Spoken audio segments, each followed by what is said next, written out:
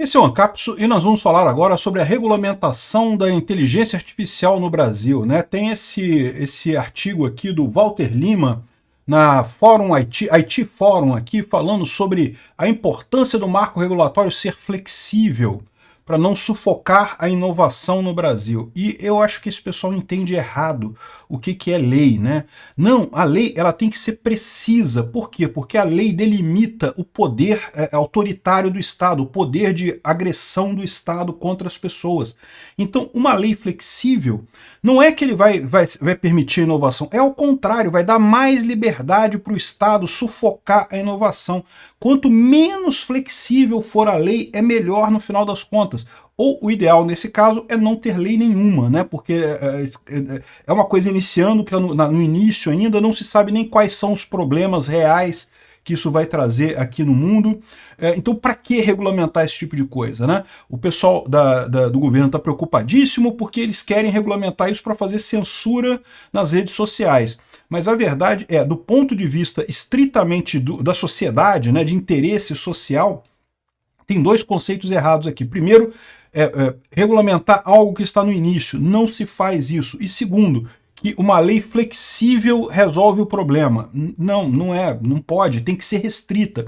Essa notícia foi sugerida por Aspone de Ancapsland, Arthur e várias outras pessoas. Obrigado ao pessoal que sugeriu as notícias lá no nosso site, no visãolibertaria.com, e obrigado a você que está assistindo o nosso vídeo. Se você gosta do nosso conteúdo, por favor, deixa o seu like e se inscreva aqui no canal, né? Pois bem, as pessoas têm essa ideia errada do que significa lei, né?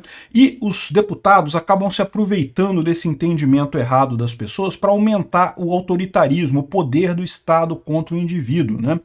Uma lei aberta, uma lei flexível, como o pessoal tem feito, uma lei principiológica, como tem sido feitas várias leis ultimamente. Ultimamente só se faz lei principiológica, ou seja, é basicamente o túmulo do juspositivismo, né? O juspositivismo, a única coisa que ele tem de bom é o fato de aumentar a segurança jurídica, de você saber o que é certo e o que é errado, você enterra isso com leis principiológicas que estão vindo por aí. E lógico, esse é um caso específico aqui da lei da última versão aqui da lei da inteligência artificial, né, da regulamentação da inteligência artificial aqui, ó.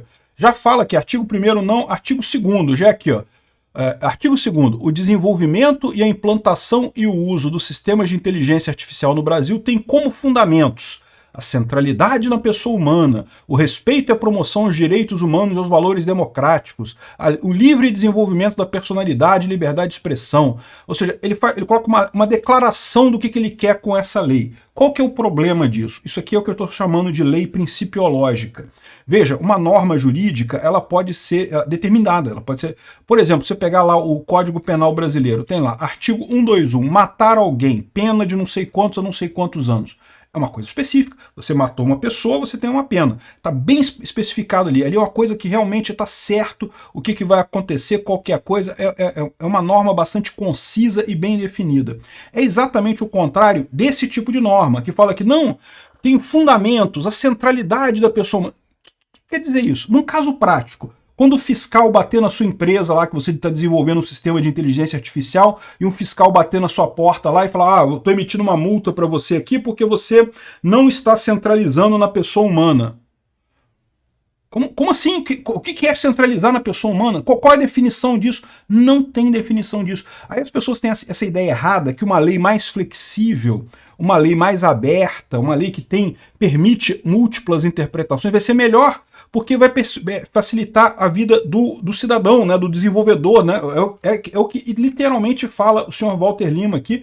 É uma pessoa, não conheço ele, com todo respeito, eu discordo do que ele está dizendo aqui. Está falando, não, porque a inteligência artificial está rapidamente transformando o mundo, então tem a discussão do marco regulatório está ganhando força, e com isso, mas é importante que seja flexível para não evitar a inovação. Não existe isso. Se for flexível é pior, ao contrário, ele tem que ser restrito, ele tem que ser pequeno. Quanto menor a lei, melhor. De preferência, zero lei.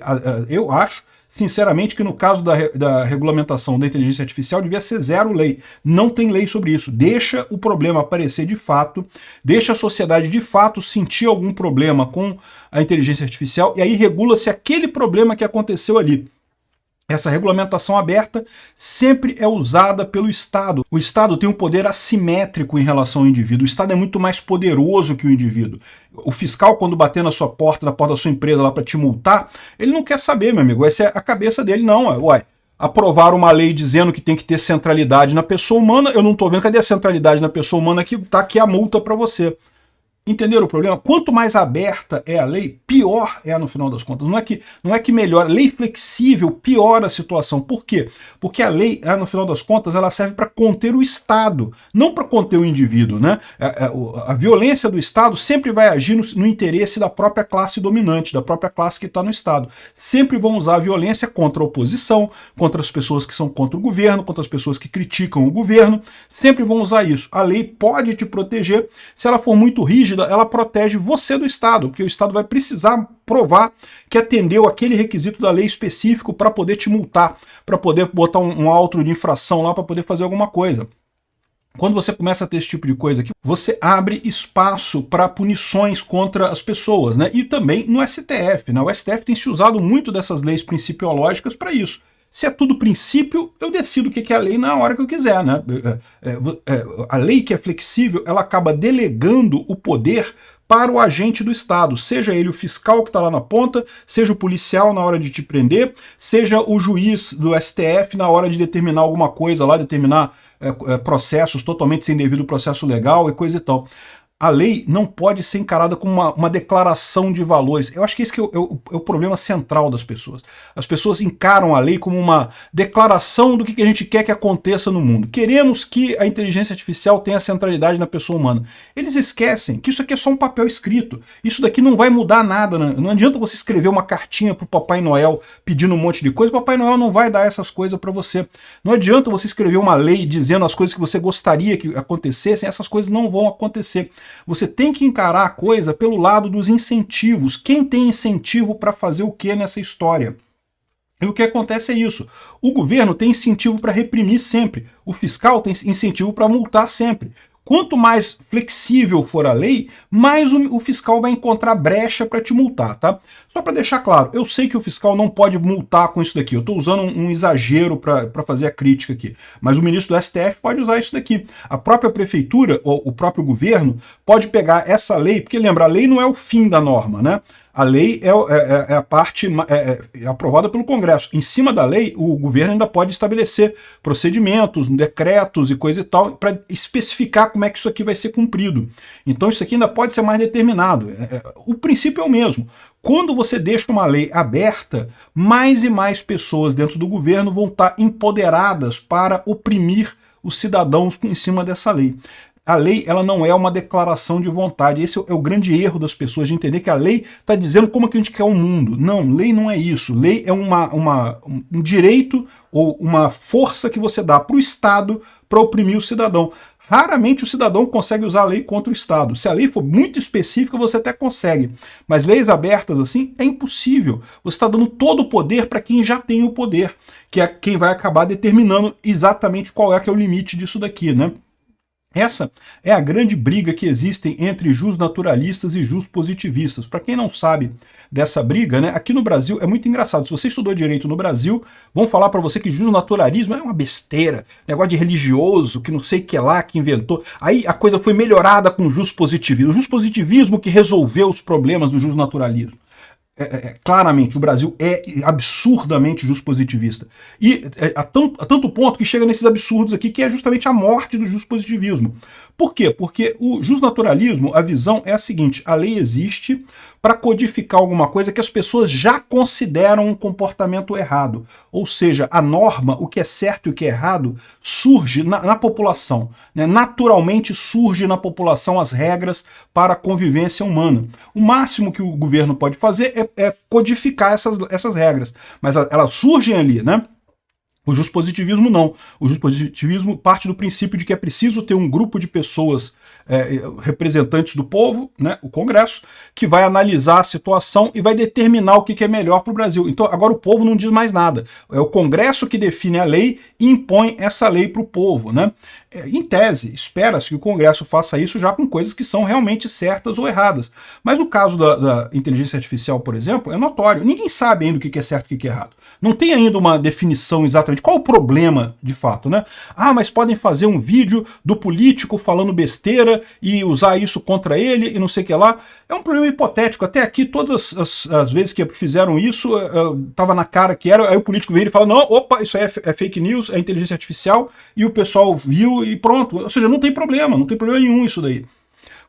Em que ponto que vai surgir esse problema? Pode ser que surja em algum momento. Aí a gente tem que ver se não tem lei para isso. Outro caso, por exemplo, estão usando inteligência artificial para replicar a voz da pessoa e aplicar golpe contra parente. Tá, mas isso já é 171 lá do Código Penal, já tem lei para isso. Não, por que precisa inteligência artificial alguma coisa aqui? Não precisa nada, né? Já tem lei para isso, né? Então, ou seja, a ideia do Congresso, quando eles criam essa lei para inteligência artificial, é dar poder para o governo contra as empresas que desenvolvem inteligência artificial. É isso que está por trás da coisa toda. É isso que eles querem fazer. Não se iludam, não existe esse papo de lei flexível que vai melhorar, vai permitir o desenvolvimento e coisa e tal. Não, porque se a lei é flexível, o governo vai escolher a hora que ele quer e a hora que ele não quer. Não é o indivíduo que escolhe como aplicar a lei, é o Estado que escolhe como aplicar a lei. Então, se a lei é flexível para o Estado. É o Estado que vai fazer o absurdo com essa lei, né? E para você ter uma ideia de como o pessoal está preocupado com isso, tá até o Barroso falando aqui, não porque tem que ser flexível. O Barroso está falando a mesma coisa, que tem que ser flexível porque para não sufocar a inovação, mas que temos que regulamentar e coisa e tal. Não. Lei flexível é pior do que lei rígida. Tem que ter a lei rígida, porque aí você se defende dela. A lei flexível, o Estado vai usar ela contra você 100% das vezes. Obrigado por assistir o vídeo até o final.